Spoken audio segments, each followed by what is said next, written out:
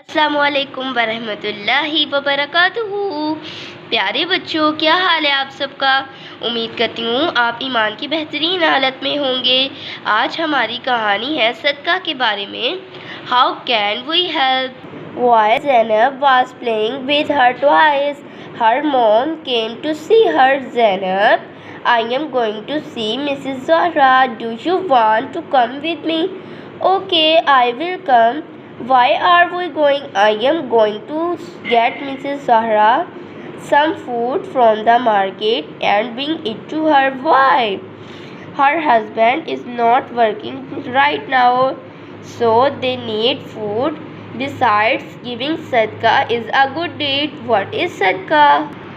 All the good things that we do are sadka, dear.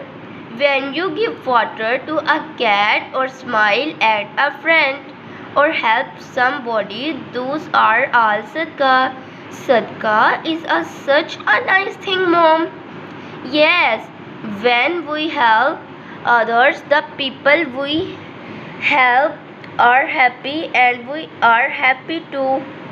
If we open our hands, meaning if we help others, Allah will help us too. But if we are tight-fisted or stingy, we may lose the things that we have.